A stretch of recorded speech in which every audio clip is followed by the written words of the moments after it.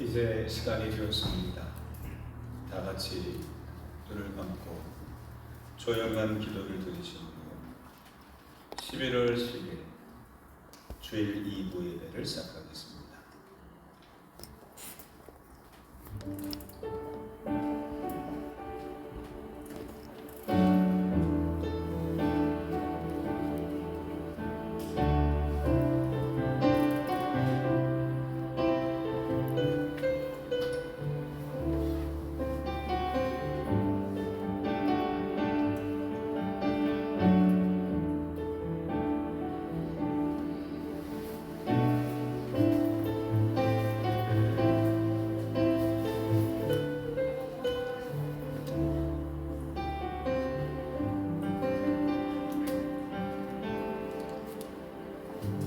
너희 목마른 자들아 물러나오라.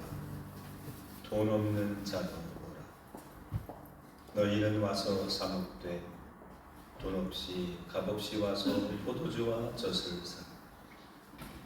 너희가 어찌하여 양식이 아닌 것을 위하여 분을 당하주며 배부르게 하지 못할 것을 위하여 수고하느냐. 내게 듣고 들을지어다.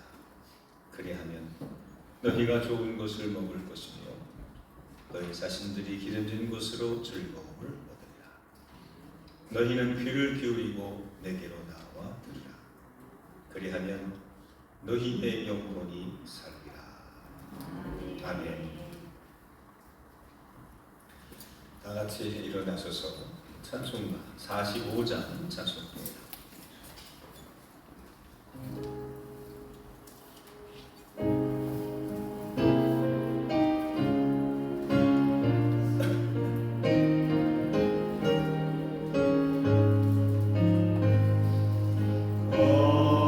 거룩한 주의 날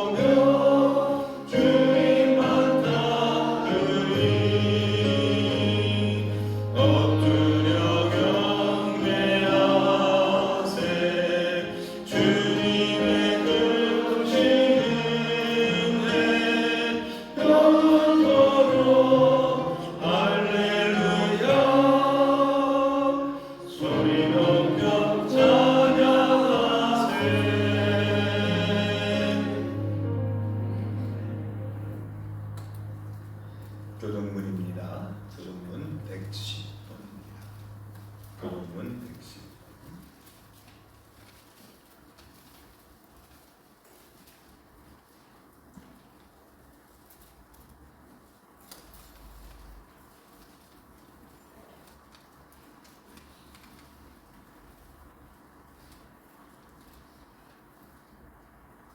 교독하겠습니다. 온 땅이여 여호와께 노래하며 그의 구원을 날마다 선포할지어다. 그의 영광을 모든 민족 중에 그의 귀한 민족을 만민 중에 선포할지어다. 여호와는 위대하시니 극진히 찬양할 것이요 모든 신보다 경외할 것이니 예수께서 이르시되 그에게 영광이 있을지어다. 아버지께서 나를 보내신 것 같이 나도 너희를 보내노라. 그러므로 너희는 가서 모든 민족을 제자로 삼아 아버지와 아들과 성령의 이름으로 세례를 베풀고 내가 너희에게 분명한 모든 것을 가르쳐 주게 하라. 볼지어다 내가 세상 끝날까지 너희와 항상 함께 있으리라 하시니라. 오직 성령이 너희에게 임하시면 너희가 분명을 하고 예루살렘과 온 유대와 사마리아와 땅끝까지 이르러 내 증인이 되리라 하시니라. 아멘. 다 같이 사도신경 신앙 고백합니다. 나는 전능하신 아버지 하나님 천지의 창조주를 믿습니다. 나는 그의 유일하신 아들 우리 주 예수 그리스도를 믿습니다. 그는 성령으로 잉태되어 동정과 마리아에게서 나시고 본디오 빌라도에게 고난을 받아 십자가에 못 박혀 죽으시고 장사된 지 사흘 만에 죽은 자 가운데서 다시 전능하신 아버지 하나님 우편에 앉아 계시다가 거기로부터 살아있는 자와 죽은 자의 심판 얻으십니다. 나는 성령을 믿으며 거룩한 공교회와 성도의 교제와 죄를 용서받는 것과 몸의 화평과 영생을 믿습니다. 아멘.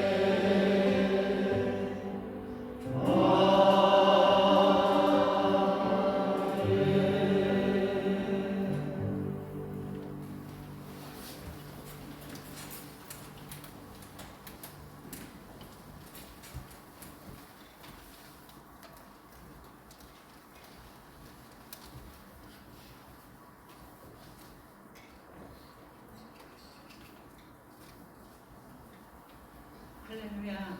찬양과 영광 받으시기에 합당하신 하나님 아버지, 지난 한 주간 우리를 지키시고 인도하여 주시다 건강한 몸으로 예배의 자리에 서게 하심을 감사드립니다.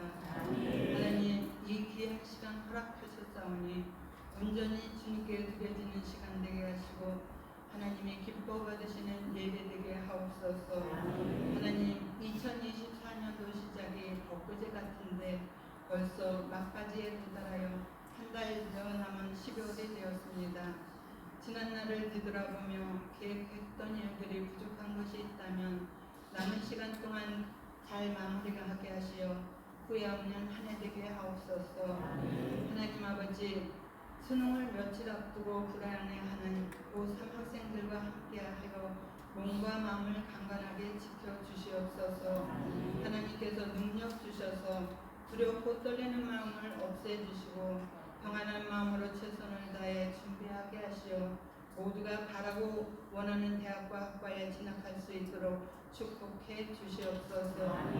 우리의 힘이 되시는 여호와 하나님, 지금 병마와 싸우며 시대에 빠져있는 성도님들 주님의 권능의 손으로 안수하여 주시사 깨끗이 치유받게 하옵소서. 또한 마음의 상처를 받은 분들과 경제적으로 힘들어하는 분들을 주님 찾아가 주시어 그들을 위로해 주시고 하루빨리 그 고난과 역경을 딛고 일어설 수 있게 주님 도와주시옵소서. 주립교회를 사랑하시는 하나님, 믿음, 소망, 사랑에 넘치는 교회 되게 하사 진정으로 주님을 사모할 수 있는 마음을 주시옵소서. 또한 성령 충만함으로 인도하여 주시사 예수님을 믿는 이 기쁨을 통하여 하나님의 영광을 드러내는 교회 되게 하시고 세상의 빛과 소금의 역할을 감당하여 많은 생명을 주님께로 인도하는 교회 되게 하옵소서. 우리 목사님을 위해 기도합니다. 이 시간 말씀 전하시는 목사님 성대를 지켜주시어 말씀 전하시기에 부족함 없게 하시고 강건함으로 인도하여 주시다 피곤치 않고 부담치 않게 도와주시옵소서. 하늘의 능력과 권능을 주시어 성령 충만케 하심으로 하나님의 말씀을 강하고 담대하게 전하게 하여 주시옵소서. 말씀을 듣는 우리에게는 보는 눈이 밝아지게 하시고 듣는 귀와 받는 마음을 열어주시사 주시는 말씀을 통하여 은혜 받게 하시어 새로운 힘을 얻게 하사 참 그리스도인으로 살아가기에 부족함 없게 하옵소서.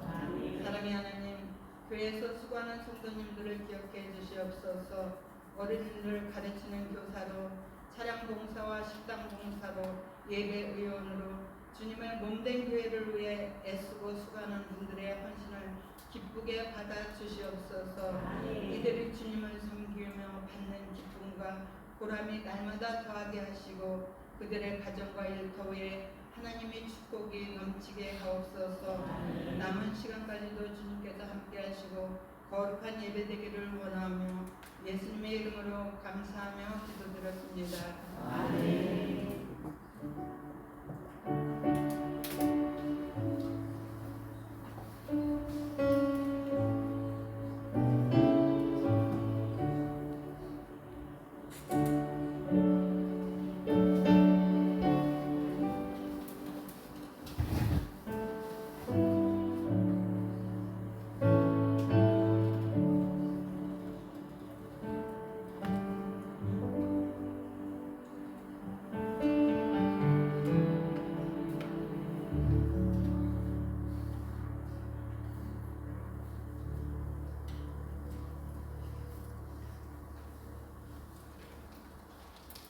광고 말씀 주보를 참조하시기 바랍니다.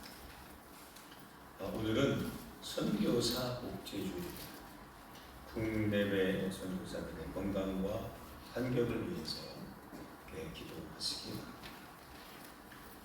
가을 속회별 대신방이 오늘 남선교회를 거쳐서 마무리를 짓게 됩니다. 마지막까지 남선교회원들 함께 모두 참여하시고 많은 은혜 받으시기를 바랍니다. 선교회 총회는 11월 마지막 주까지 이루신 다음에 사무실로 보고해 주시면 감사하겠습니다. 사육장 우리 모임이 다음 주 주일 오후 예배 후에 카페에서 보이도록 하겠습니다. 참석해 주시기 바랍니다. 목회계획 주보를 참조하시고 초하루 기도회, 마리아 선교회 헌신예배, 또 신약 낭독 기도회가 대강절 이삭하면서 하반기 신약 통보 낭독 진행합니다. 준비해 주시기 바랍니다. 중보기도 내용은 용인 동부 경찰서 선교를 위해서 대강절과 성탄절에 이번에 예수 그리스도의 의미를 깨달을 수 있도록 목회자와 자녀들의 과정을 위해서 기도해 주시면 감사하겠습니다.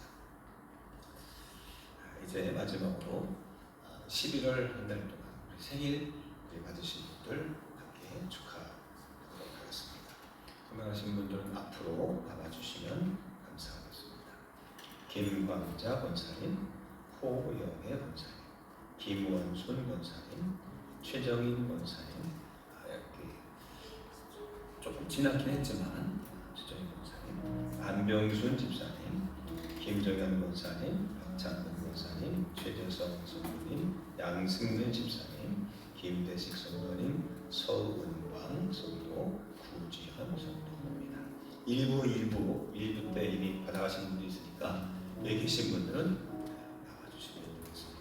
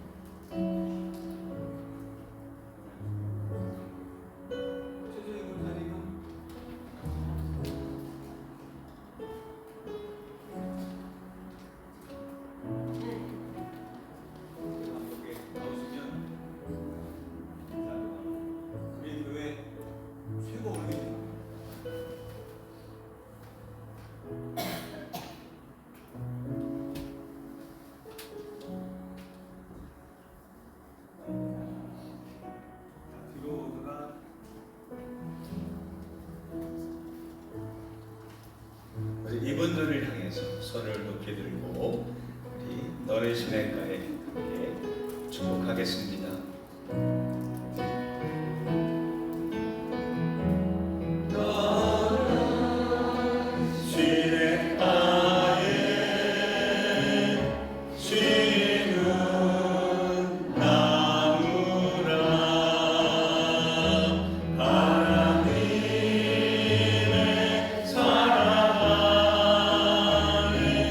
믿음 그리 내리고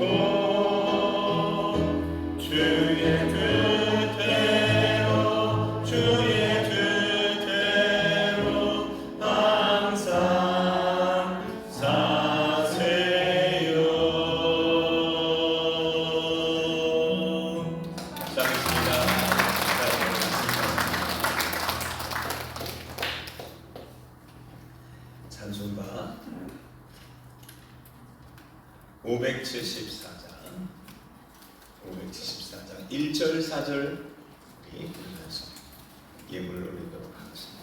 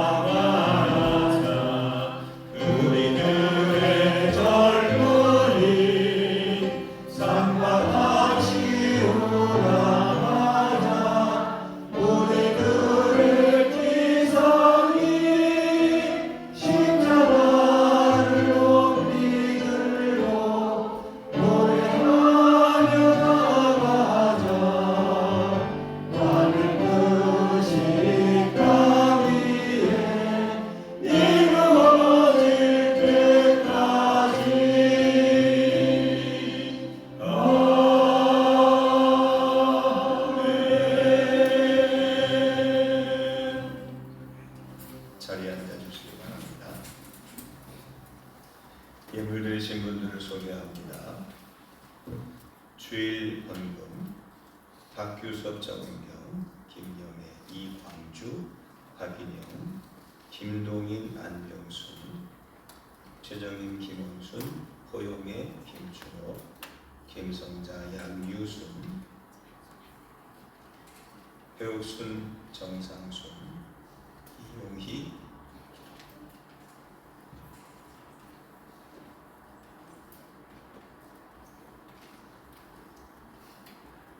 박영남, 김명호, 무명으로 드신 분이 2분 계십니다. 일천번제입니다. 이연찬, 윤도훈, 이호빈, 신규환, 박건호, 박시원, 박라운, 김정태, 김정환, 목조괴물 최근에 두 번 드셨고요. 김광자, 김영애, 박영남, 유영화, 속회예물 나오미, 성미, 유영화. 감사예물 드리신 분들 양이든 양예든 김덕환, 이용비, 이경선, 원인정, 이호빈, 최정임, 조영자, 김원순, 생일건사, 마르다 속회예물, 장영식, 라오미, 장준서, 국내선교, 장윤서, 국내선교, 호영의 생일감사, 무명으로 드신 분이 있고요. 우분현, 김광자, 생일감사, 이용희, 어머님 주도 예배를 감사히 드렸습니다. 추수감사, 양승래, 윤주희, 라기모, 유효수, 11조입니다.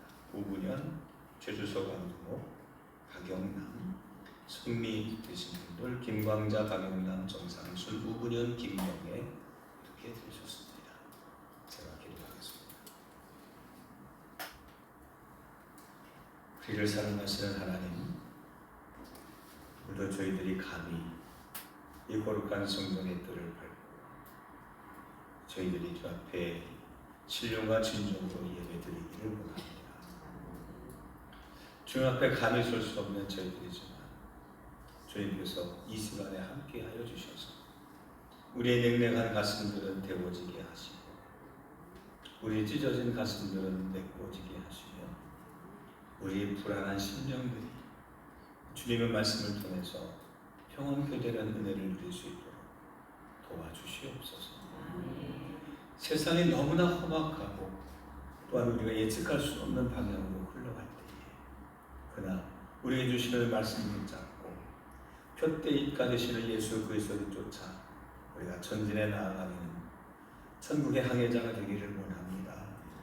그래서 실망하고 낙심하지 않게 하시고 순간순간마다 기도와 말씀 붙잡고 승리케 되는 주의 군대가 되게 하옵소서.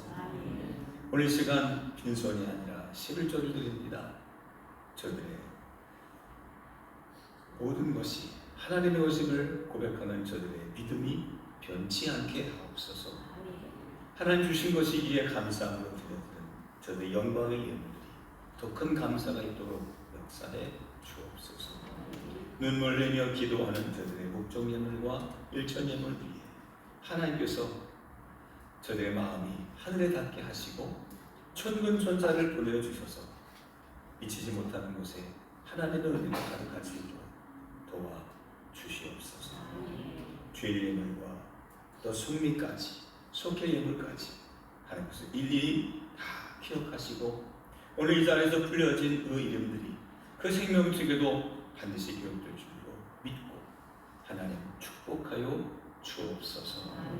이제 말씀을 듣기를 원하옵나니 들을 귀가 열려지게 하시고 눈이 밝아지게 하셔서 하나님을 날마다 면전에서 바라보고 대화하고 소통하는 은혜와 축복을 다 누리게 하옵소서. 우리 주 예수 그리스도의 이름으로 기도합니다. 아멘. 오늘 주시는 말씀은 사도행전 2장 14절부터 신약성경 사도행전 2장 14절 페이지수로 189쪽 정도에 있습니다.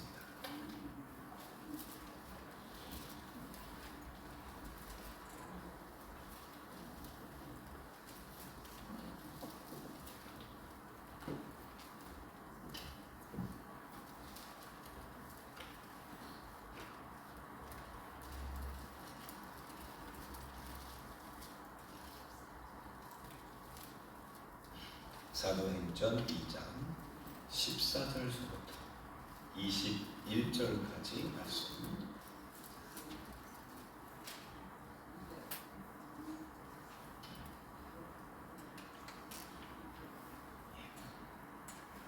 저만 봉독하겠습니다. 먼저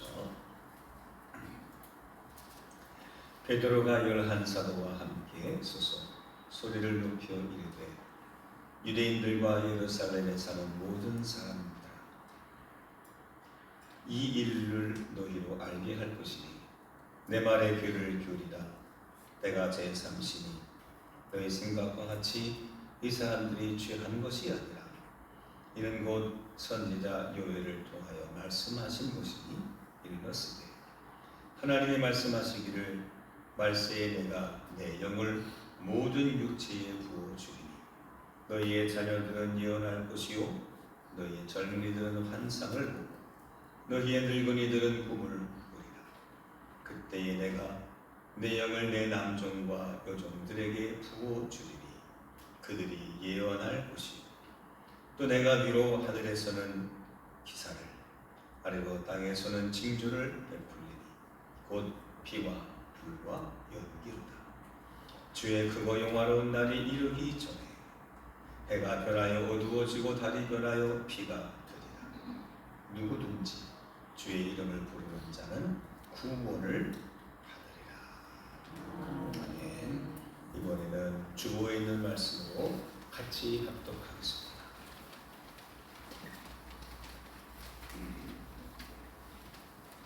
시작.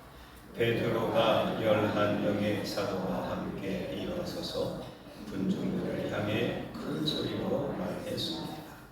유대 사람들 그리고 예루살렘에 사는 모든 주민 여러분, 이 일을 여러분께 설명해 드리겠습니다. 내가 하는 말에 귀를 기울여 주십시오. 지금은 아침 9시밖에 되지 않았으니 이 사람들은 여러분이 생각하는 것처럼 술에 취한 것이 아닙니다. 오늘 일어난 일은 바로 요엘 예언자가 예언했던 대로 이루어진 것입니다. 하나님께서 이렇게 말씀하셨습니다. 마지막 날에 내가 내 영을 모든 사람에게 부어주겠다. 너희의 아들과 딸들은 예언할 것이요 너희의 젊은이들은 환상을 볼 것이요 너희의 늙은이들은 꿈을 꿀 것이다. 그날에 내 남자 종들과 여자 종들에게까지 내 영을 부어주겠다. 그러면 그들은 예언할 것이다. 내가 위로 하늘에서는 기이한 일을, 아래로 땅 위에서는 표적을 보여줄 것이다. 피와 불과 짙은 연기가 일 것이다. 해가 어두워지고 달이 핏빛으로 변할 것이다. 이 일이 일어난 후에 크고 영광스러운 주님의 날이 올 것이다. 그러나 누구든지 주님의 이름을 부르는 사람은 구원을 얻을 것이다. 아멘.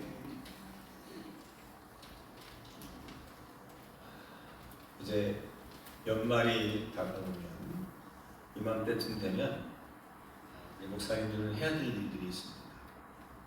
내년도 표를 정해야 돼요. 그리고 달력을 주문해야 돼요. 제가 늘 게을러서 꼭 주문을 이 11월 말이나 12월 초에 하게 되면 인쇄소는 엄청나게 바쁘기 때문에 자칫 잘못하게 되면 성탄절날 교회 달력이 못 나오는 수가 종종 있습니다. 그래서 지금 달력을 주문을 하려면 표를 정해야 되고, 그렇죠? 내년도 목회를 올해는 이런 주제를 가지고 했는데 내년에 어떤 주제를 가지고 해야 되나 이렇게 생각하게 되는 아주 바쁜 시기가 11월 달입니다.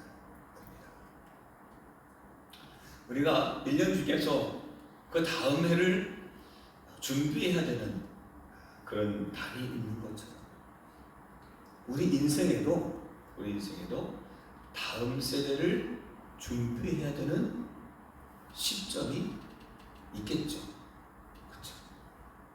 내가 무궁무진하게 영원토록 내가 오래 살고 영원히 살고 내 전성기가 끝까지 가진 않을 거잖아요. 어떤 분이 저를 찾아와서 벌써 한 10몇 년 훨씬 됐어요. 그때 어느 분이 찾아오셔서 목사님 죄송하지만 한 가지 질문 하나 드려도 되겠습니까? 뭔데요? 목사님은 교회 세습에 대해서 어떻게 생각하십니까? 그런 질문이었어요. 그래서 글쎄요, 저는 교회 세습에 대해서 어떤 생각인가 하게 물어봤더니 이제 그분은 저한테 이런 말씀, 우리 교회에 혹시 우리 이제 지연이가 그때 고등학교 다닐 때 됐으니까 혹시 이렇게 자녀에게 이렇게 물려줄 그런 생각은 없으신가 하는 그런 의도였던 것 같아요. 그래서 제가 우리는 그런 생각 없습니다. 그렇죠? 신학교를 갈지 안 갈지도 모르겠지만 가도 그런 마음은 없습니다. 그러면서 생각했을 때 아니 지금 내 나이가 그때 40대인데 뭘 그때를 벌써 이렇게 생각하시나? 한 번도 교회 세습은커녕 그때 한참 교회 건축하고 바빴으니까 근데 금방 지나가더라고요. 금방. 세월이 정말 뉴스처럼 금방 지나가요. 제가 요즘에 기도하는 것 중에 하나가 뭐냐? 다음 세대, 다음 목회자도 지금 생각하고 있어요. 기도한 지 꽤 됐어요. 왜 다음 세대가 중요하냐? 지금 준비하지 않으면 미래가 없기 때문에 그래요. 우리나라가 이렇게 한류가 지금 전 세계적으로 영향을 끼치고 이렇게 경제 정말 순위 안에 드는 경제 강국이 되고 이렇게 이제는 선진국이 됐잖아요. 이거 몇십 년 전만 해도 꿈도 꾸지 못할 일이었어요. 외국 사람들이 한국말을 한다? 내 기도 제목이 이루어졌어. 중학교 1학년 때 1학년 올라가서 영어 공부하면서 왜 내가 미국에 태어났어야 되는데 한국에 태어나가지고 이 영어를 공부해 그러면서 기도하기를 차라리 내가 영어를 배우느니 전 세계 사람들이 한국말을 배우게 해주세요. 이런 공상과학 허망한 그런 기도를 드린 적도 있는데 하나님 그 기도를 들어주셨는지 이렇게 될 줄 누가 알았겠습니까?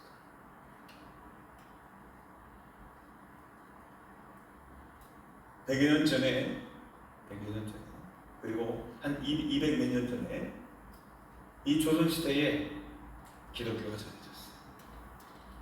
우리나라는 정말 특별한 나라야. 내가 봐도 100년 전에 선교사들이 와서 뭘 했느냐? 병원을 짓고 학교를 졌어. 우리는 어디 선교한다 하면 뭐부터 져요? 교회부터 짓잖아요, 그렇죠? 근데 미국 장로교 감리교 선교사들이 와서 뭘 했느냐? 전도 안 했어요. 학교 졌어. 그게 배제학교, 이화여고, 이화학당, 병원, 세브란스 이런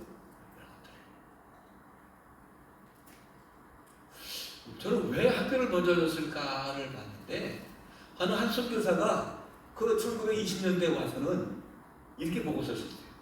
이 나라 사람은, 이 조선 사람들은 머리가 우스워. 특별합니다. 중국도 먼저 가보고 일본도 가봤는데 이 조선 사람들은 글을 잘 읽고 쓰고 아주 가르치면 잘 이해하고 받아들입니다. 그래서 기독교가 개신교가 처음 들어올 때 학교, 병원. 그보다 더 일찍 200년 전에 천주교에서 이 조선이라는 1700 몇 년도죠. 조선이라는 나라에 대한 보고를 받고 교황이 그때 너무 기뻐요. 왜냐? 전 세계 기독교 역사상 오늘 이제 선교사 공비 복원주의잖아요. 저 조선이라는 나라에 1700년대에 저기는 선교사를 파송한 적도 없는데 성경을 번역해서 읽고 공부하는 성경 공부팀이 있었더라고요. 그래서 성경이 먼저 들어오고 성경이 먼저 번역이 되고 그 나중에 선교사가 돼요. 티스라. 그러니까 우리나라는 특별한 나라예요.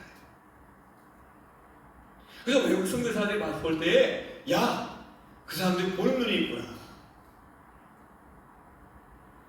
오늘날에 우리가 이런 번영을 이루고 이런 영광을 누리게 되는 것은요, 사실 우리가 잘해서가 아니라 교육은 백년지대계라고 했잖아요.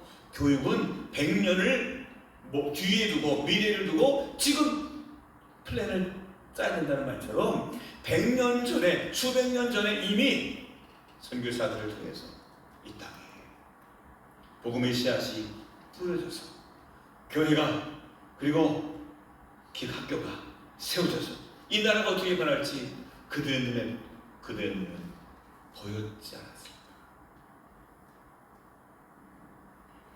그들의 복음을 전할 때에 올해에 몇 명 전도할까?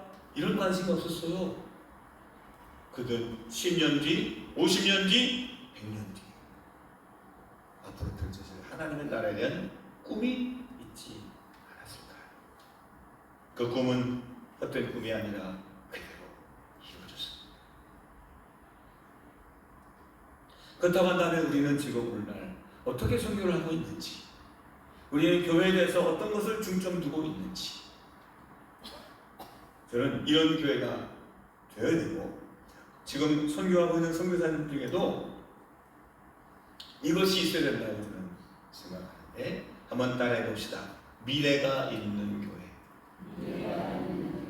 다시 한번 미래가 밝은 교회. 다시 한번 미래를 준비하는 교회. 그렇습니다. 오늘 말씀의 제목이 미래 있는 교회. 미래의 교회가 아니에요. 앞으로 10년 뒤에 있을 교회 모습이 아니라 미래를 준비하고 미래를 예측하고 미래를 밝히기 위해 오늘 노력하고 그 미래를 위해서 우리가 함께 기도하는 교회. 그래서 미래 있는 교회라고 말씀을 사람은 누구나 다 시간이 지나가면 기승전결 또는 태어나서 자라고 늙고 사망하는 이런 관계를 다 거치게 됩니다. 세상에는 모든 생명이 다 그렇죠.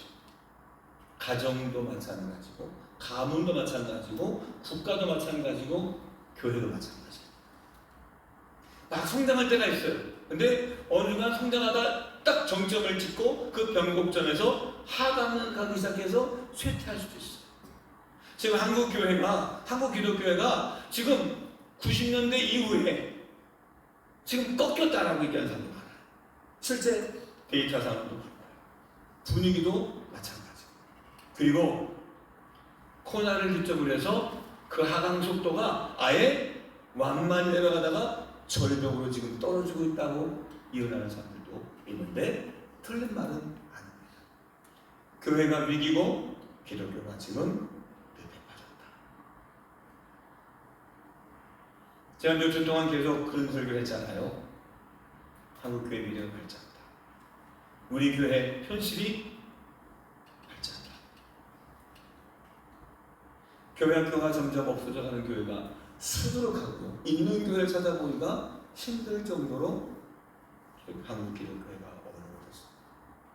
제가 신학교 학생 때만 해도 영국 교회, 미국 교회, 그 연세 드신 분들 몇 명만 앉아있는 그 큰 유명한 그 교회사에 나오는 그런 교회가 어른들, 노인들 몇 명, 한 10명, 20명 앉아있는 그런 교회를 보면서 걱정하고 영국에 선교사로 가야 되지 않느냐 뭐 이런 얘기를 농담을 했던 그때가 있었는데 한국 기독교회가 앞으로 30년 뒤에 꼭 그렇게 될 수 있다는 거예요. 그렇다고 한다면 우리는 어떻게 미래를 준비해야 되나? 미래가 있는 교회는 어떤 교회입니까? 오늘 베드로가 마가의 다락방에서 성령이 임하고 거기에서 서로 방언을 하게 되고 그리고 초대교회가 되어가는 그 첫 시발점에 많은 사람들이 깜짝 놀랍니다. 아니 왜 저렇게 사람들이 많이 모여? 저 사람 미친 거 아니야? 저 사람들 왜 저래 저거? 이상하게 사람들이 눈여겨볼 때 베드로가 설교합니다. 이것은 갑자기 일어난 일이 아니라 수백 년 전에 요엘이라고 하는 선생을 통해서 예견되어져 왔다. 그 요엘을 통해서 이스라엘 민족들에게 보여줬던 미래의 이런 교회, 미래의 이런 연산이 나타날 것을 말씀해 주신 것이 이제 지금 실현되었습니다라는 말씀으로 설교하고 있는 그런 내용. 어떻게 그런 일이 가능할까요? 400년 동안 나라를 잃었어요. 예언자들 사라지고요, 제사장 없어지고요, 지혜자들도 침묵하기 시작했어요. 400년 동안 말씀에 암흑기가 있었음에도 불구하고 어떻게 하나님은 역사하셨는지, 그 역사를 이뤘던 사람들은 어떻게 400년의 침묵기를 견디고 그리고 그 하나님의 꿈을 이루게 되었는지. 우리 교회가 30년 뒤에, 50년 뒤에, 100년 뒤에 살아있습니다. 존재만 하는 것이 아니라 우리 교회가 이 땅에 진정한 빛과 소금의 역할을 감당하는 하나님의 교회가 되기를 소망하고 준비하고자 한다면 우리가 어떻게 해야 될지 이 시간에 함께 나눠보고자 합니다. 첫 번째 한번 따라해 봅시다. 영이 살아야 합니다. 자, 뭐가 살아야 된다고요? 영이 살아야 합니다. 인간은 원래 미래에 대해서 한 치 앞도 내다볼 수 없는 유한한 존재예요. 그리고 정말 미약한 존재예요. 아무리 과학이 발전하고 학문이 발전하고 기술이 발전을 해도 미래를 예측하는 것은 확률은 좀 높일 수 있지만 그만큼 더 복잡해졌어. 뭔가 더 구체적이고 자세하게 예측한다고 하지만 틀리는 게 다반사예요. 여러분, 일기예보 잘 맞습니까? 뭐 슈퍼컴퓨터 엄청나게 비싼 슈퍼컴퓨터를 기상청에서 들여놔도 잘 못 맞춰. 잘 안 맞아. 주가 잘 맞나요? 주식 투자 하시는 분들 돈 좀 보셨습니까? 돈 본 사람 못 봤어요. 내 앞길 위해서 나는 이런 직업을 갖고 살겠다 해서 그 직업을 가지셨습니까? 그렇지 않아요. 저는 원래 별거는 천문학을 보려고 했어. 천문학과 가려고 했어. 근데 별은 아니라 하나님을 보는 사람이 됐어. 전혀 달라. 저는 이과였는데 문과로 가게 됐어. 저는 신학교 중퇴하고 다시 재수하려고 했는데 그렇지 않았어. 저는 미국 유학 가서 신학교 교수가 되려고 했는데 그렇게 안 됐어. 저는 목회할 때 저는 저 도시에 처음에 하려고 했는데 그렇지 않았어. 저는 안산에 있다가 개척하려고 할 때 저 대전 천안 이런 데 개척할 줄 알았는데 그렇지 않았어. 인생이 계획된 대로 잘 됐잖아. 우리가 계획한다는 건 안 된다고 보면 딴 거죠. 그러므로 왜 그럴까? 우리는 계산하고 예측하고 판단하지만 사실 거기에 한계가 있음을 우리는 인정해야 합니다. 내 생각대로 안 돼. 우리가 갖고 있는 육적인 생각, 세상적인 지식들, 내가 써왔던 내 과거의 경험들 별로 내 미래를 준비하는 데는 도움이 안 된다. 대신 뭐로 준비해야 되느냐? 영으로. 말씀. 초대교회가 이렇게 탄생할 수 있었던 것. 그 초대교회가 지금의 교회가 되고 기독교가 이렇게 온 세계에 뿌리낼 수 있었던 것. 제사장, 왕, 선지자, 말씀을 공부한 사람이 아니라 다른 게 있었어요. 하나님의 영에 사로잡혔던 사람들. 남들은 인정 안 해도 대접 못 받아도 영적인데 충실했던 사람들. 그 사람들은요 이런 특징이 있습니다. 한번 따라봅시다. 하나님과 소통하는 사람. 그렇습니다. 영적이라는 말은 기도를 몇 시간 했다는 얘기가 아니에요. 목회자라는 얘기가 아니에요. 하나님과 소통하는 사람이에요. 성경 공부 많이 해도 필사를 여러 번 해도 주일 예배 갖추며 헌금을 많이 한다 할지라도 하나님과 소통하지 아니하면 미래가 없다는 거예요. 하나님의 뜻을 모른다는 이야기예요. 오히려 그것 때문에 교만하게 되고 자만하게 되고 나 스스로 나를 몰라요. 하나님 말씀하심에도 불구하고 몰라요. 그래서 율법학자, 예언자, 제사장, 대제사장, 서기관 이런 사람들이 주님이 왔음에도 불구하고 주님을 알아보지 못했잖아요. 왜? 안다라고 생각하니까. 내 계산에 의하면 저는 예수님 아니야. 나사렛에서 무슨 선한 것이 탄생해. 그럴 수 없다. 어부? 아니 레위 지파에서 제사장 가문에 나와야지. 이런 사고가 있기 때문에 몰라보는 거예요. 영이 살아야 합니다. 하나님과 소통해야 됩니다. 이것은 예언자나 제사장이나 왕이든지 누구든지 간에 성경에 나오는 위대한 사람들은 다 공통점이 있었어요. 하나님과 소통하는 사람이었어요. 아브라함에게 하나님 이삭을 주실 때 뭘 주셨습니까? 꿈속에 주셨어요. 야곱이 어떻게 자신감을 갖고 삼촌 라반의 집까지 그가 자신있게 갈 수 있었습니까? 베들지 않은 곳에서 잠을 자다가 꿈속에 하나님을 대면했어요. 하나님의 말씀을 드리고 서원을 하고 하나님이 약속해 주셨어요. 그 약속을 가지고 그는 21년 동안 참고 인내하며 버텼어요. 마침내 고향으로 돌아올 수 있지 않았습니까? 요셉은 꿈꾸는 사람이었습니다. 하나님이 어떻게 그 가문을 축복하실지, 아니 그 민족을 어떻게 쓰실지 꿈을 통해서 하나님이 이미 요셉에게 주시지 않았어요.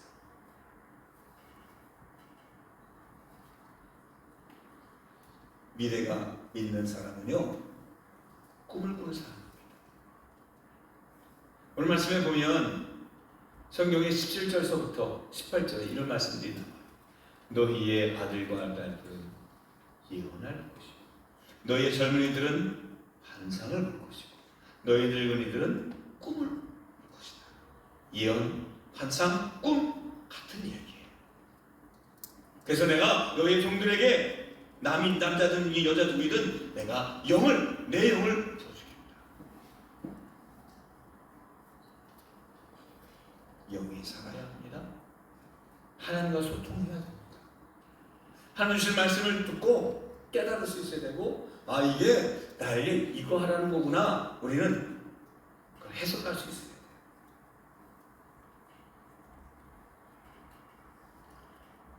제가 학교 다닐 때 권장도서 중 이런 책이 있었어요. 갈매기의 꿈. 혹시 읽어보신 분 있나요? 이연찬 읽어봤어요? 70년대에 나온 책이고요. 70년대 우리나라 번역으로 나와서 80년대 그때 한참 갈매기의 꿈 해가지고 인순이 씨도 막 노래 부르고 막 그랬어요. 근데 사실 저도 솔직히 읽어보지는 못했어요. 제가 원래 책 읽는 걸 별로 안 좋아해서. 그래서 내용이 뭔가 쭉 찾아봤더니 이런 얘기예요.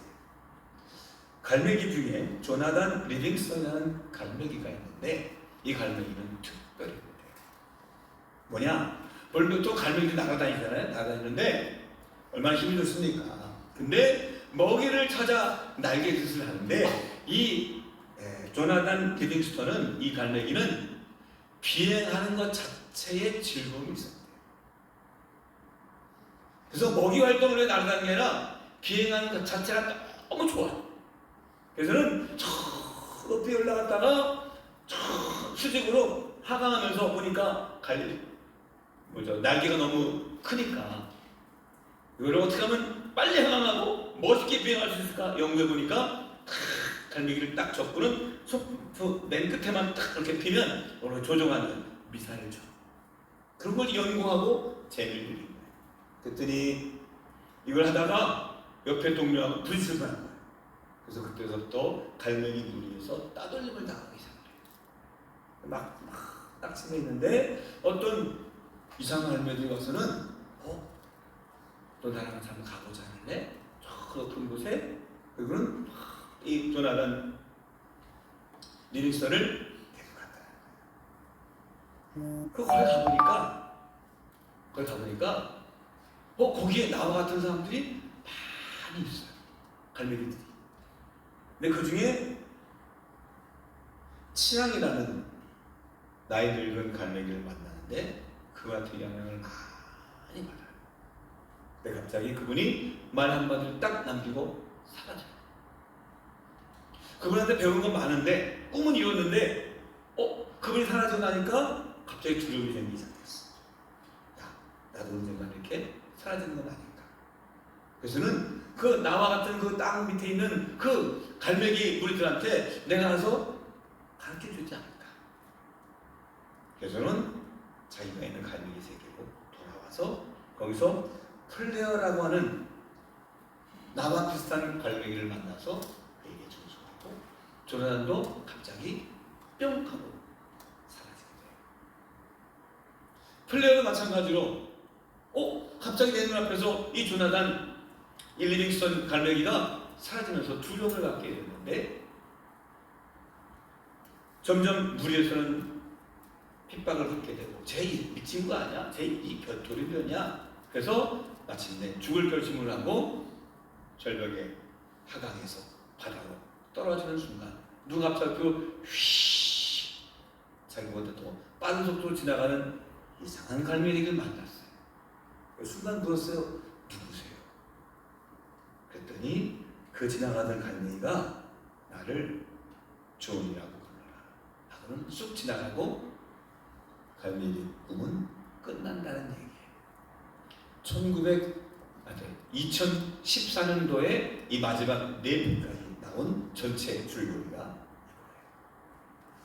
우리가 보통 갈멜리의 꿈 하면 저도 그렇게 생각했지만 아주 비상하는 꿈 이거를 생각했는데 꿈이 단순하지 않았어요. 리빙스턴의 꿈과 플래처의 꿈, 사람은 달라지지만 꿈은 사라지잖아요.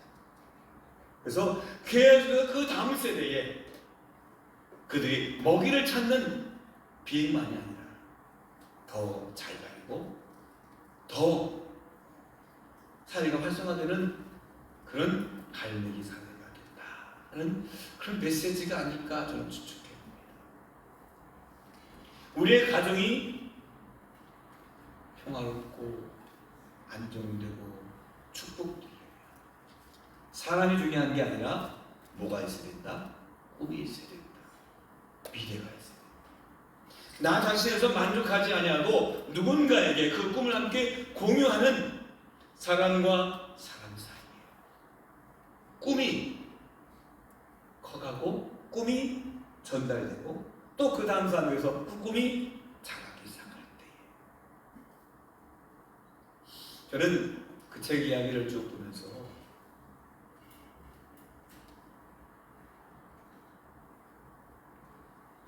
우리 사회에 정말 필요한 메시지가 아닐까.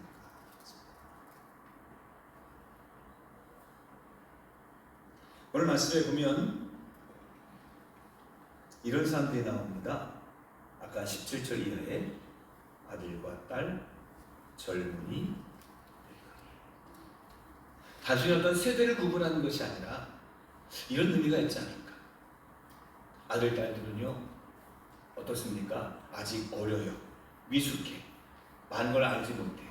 겁도 많아. 그렇죠? 젊은이들은 어때요? 의지는 있어요. 그렇죠? 젊은 패기가 있어요. 하지만 그들이 너무 패기가 많아서 위험에 빠질 수 있고 섣부른 판단에 빠질 수 있어요. 늙은이들은 어떻습니까? 경험은 있으나 패기가 부족하고 그들이 더 현실적이게 돼요. 오늘 요엘 선지자는 그들에게 이렇게 말합니다. 그들이 예언할 거다. 그들이 환상을 보게 될 거다. 그들이 꿈을 꾸게 될 거다. 예언과 환상과 꿈은 다 영적인 것들입니다. 사랑하는 성도 여러분들 가정에 영이 살아나게 되기를 주님의 이름으로 축원합니다. 그런데 직장에도 하나님의 영을 가진 사람들이 나타나게 되기를 주님의 이름으로 축원합니다. 우리 사회를 보면 믿음의 사람들이 다 숨어버렸어. 이 사람이 교회 다니는 사람인데 세례받은 사람인데 집사인데 나타내지 않아요. 이제는 우리가 저 예수님의 사람. 저는 이제 말씀드려서 하겠습니다. 그리할 때에 이 땅에 진정한 미래가 있다는 거예요.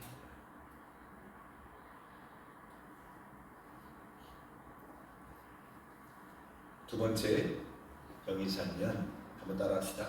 기죽지 않습니다. 다시 한번 영이 살면, 다시 한번 영이 살면 기죽지 않습니다. 그렇습니다. 영으로 살아갈 때 가장 큰 문제가 생깁니다. 핍박이 생기고요, 반대하는 사람이고요, 그리고 여러 가지 시험판과 환난이 우리에게 닥치고 결코 만만치 않습니다. 여러분 그때 진짜 영의 사람들은요 기죽지 않습니다. 말씀을 가진 사람들에게 유대인들이 반대합니다. 핍박합니다. 예루살렘 교회를 흩어지게 합니다. 그럼에도 불구하고 이 초대교회 사람들은, 성령을 받았던 사람들은, 성령의 임재를 경험했던 사람들은 그들은 쫓겨나지만 흩어졌지만 기죽지 않았어요. 도망친 게 아니에요. 순교하러 간 거예요. 선교의 기회로 삼은 거예요. 목숨을 보존하기 위해서 그들은 예루살렘 교회를 떠나는 게 아니라 하나님이 보내셨다라고 믿었더라는 거예요. 제가 목회에 나갈 때에 그때는 목회 현장이 굉장히 어려웠어요. 그래서 목사 안수 받는 게 감리교만 따진다면 쉽지 않았어요. 왜? 감리교는요, 그때 당시에 무조건 죽으나 사나 3년 담임 전도사를 해야 돼요. 그래야 목사 안수를 받아. 근데 뭐 자리가 많지 않잖아요. 그러니까 시골에만 뭐 나는 저도 마찬가지지만 저는 어디든지 가겠습니다. 이런 입장이었어요. 군목 외에는 없어요. 또 한 가지 방법이 있다면 선교사. 이건 진짜 어려운 일이에요. 그렇잖아요. 그런데 어느 친구가 캄보디아에서 목회하는 친구인데 이번에 일찍부터 몰랐어요. 그 학교 될 때 일찍부터 선교사를 한 친구예요. 저는 처음에 이 친구들 잘 몰랐을 때는 목회를 못 나가서 군정시험도 떨어져서 그냥 선교사를 갔구나 그렇게 생각했어요. 근데 이 친구가 활동하는 걸 가만히 보니까 그게 아니에요. 그 친구가 실제 그랬는지 안 그랬는지 모르지만 한 번도 만나본 적 없으니까. 근데 이 친구가 캄보디아에서 이렇게 목회하는 사도행전 같은 역사를 이루고 한 달에 한 번씩 개척 예배 드리고 세례 주고 그러니까 그래요. 맞습니다. 인간적인 생각으로 본다면 우리가 쫓겨나는 것 같고 멈추는 것 같고 피해가는 것 같고 도망치는 것 같지만 그러나 하나님의 사람들은 영의 사람들은 기죽지 않고 거기서도 복음을 증거하고 놀랍게 하나님의 나라를 이루어 가더라는 것입니다. 오늘 말씀에 보면 하나님께서 영을 부어주시는데 또 다른 것들을 보여주십니다. 뭐냐? 19절의 말씀을 보시면 피와 불과 짙은 연기가 일 것이다.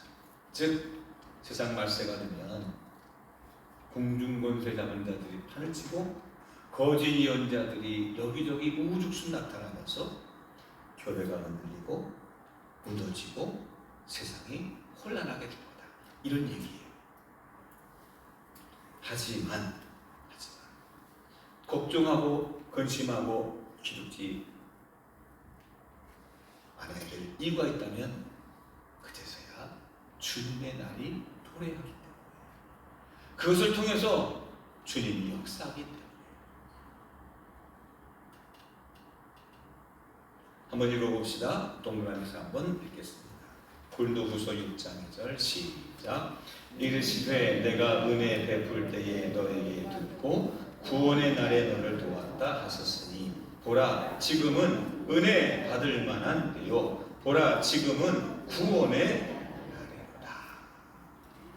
지금이 멸망의 시기가 아니야. 은혜 받을 만한 때야.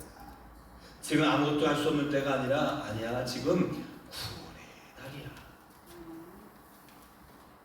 사랑하는 성도 여러분 앞에 막막할 때가 있습니까? 내 미래가 전혀 보이지 않을 때가 있습니까? 내가 어떻게 살아야 될지 걱정될 때가 있습니까? 그때가 바로 은혜의 때, 구원의 날. 하나님이 역사하고 계시는 줄로 믿습니다. 그렇다 만나면 은혜의 시간이요 구원의 때임을 아는 사람들은 어떻게 주님의 날을 맞이할 수 있습니까? 한번 따라해 봅시다. 기도하는 사람입니다. 자, 같이 읽어봅시다. 본문 말씀 21절 같이 크게 읽습니다. 시작. 그러나 누구든지 주님의 이름을 부르는 사람은 구원을 얻을 것이다. 그렇습니다. 초대교회 만만치 않았습니다. 예루살렘 교회 풍지박살난 만큼 흩어졌습니다. 하지만 그들은 기도했습니다. 기도함으로 저녁 끌지 않았습니다. 그때 오히려 그들은 어디 가든지 3명, 2명, 아니 혼자라도 모이면 기도하고 그들이 모여서 함께 교회를 살린다. 작은 코딱지만한 장소일지라도 그들은 함께 기도처에서 찬송하고 예배했습니다. 감옥에 가도 감방에서 거기를 기도처 삼아 찬송하고 기도했더니 하나님의 역사가 날마다 나타나고 더해지지 않았습니까? 어느 내 역할이 중요하지 않아요. 내 환경이 중요하지 않아요. 어느 곳에 있든지 간에 내가 기도할 때, 주 이름을 부를 때에 그 자리가 은혜의 자리, 구원의 자리가 될 줄로 믿습니다. 같이 한번 읽어봅시다. 4번, 5번 같이 읽을게요. 시작. 두세 사람이 내 이름으로 모인 곳에는 나도 그들 중에 있느니라.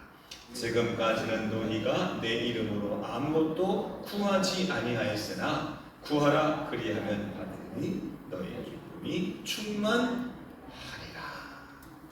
여러분들의 가정에 기도로 미래가 준비되어지기를 주의 이름으로 축원합니다. 여러분들의 인생에 답답할지라도 기도의 자리에서 여러분들에게 나타나시는 하나님의 비전이 나타나게 되기를 축원합니다. 우리 교회가 이 지역의 빛과 소금의 역할을 감당하는 미래지향적인 교회, 미래가 있고 미래를 밝히고 그리고 미래를 준비하는 깨어 기도하는 기도처가 될 줄로 믿습니다. 기도하겠습니다. 하나님 아버지 감사합니다. 우리가 다 알지 못해도 우리가 아무것도 한 치 앞도 내다볼 수 없을지라도 저희들이 먼저 기도하고 부르짖어 기도할 때에 하나님께서 우리의 가정을 살리시고 우리의 일터를 확장시켜 주시고 우리의 교회가 교회다운 참 교회가 될 줄로 믿습니다. 기도를 게을리 행하지 않게 하시고 사도 바울이 말씀한 것처럼 쉬지 말고 전혀 기도 힘쓰는 기도처가 되게 하여 주옵소서. 예수 그리스도의 이름으로 기도합니다. 아멘.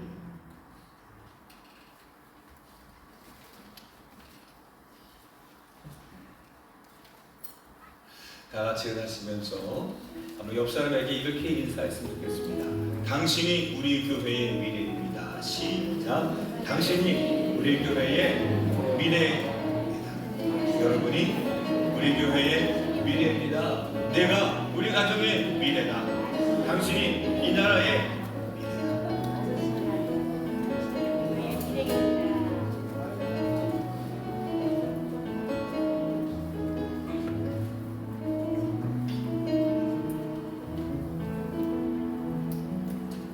우리 이런 교회 되게 하소서. 우리 찬양하면서 주신 말씀 붙잡고 우리 찬양하고 마지막으로 축도하고 예배를 마치겠습니다.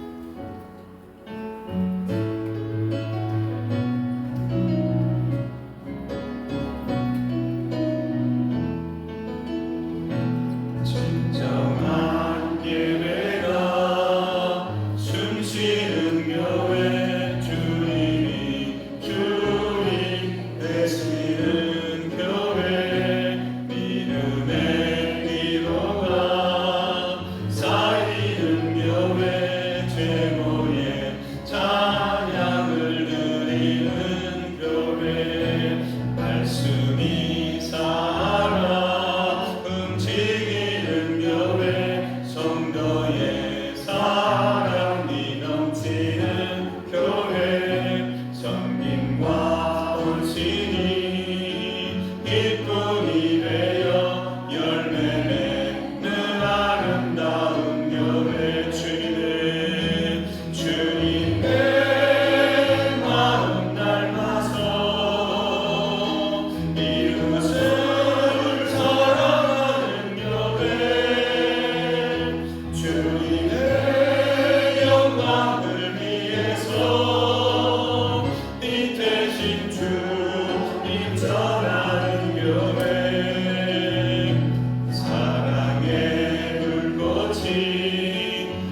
활짝 피어나 날마다 사랑에 넘치는 교회 주께서 사랑하는 우리 교회가 이런 교회 되게 하소서.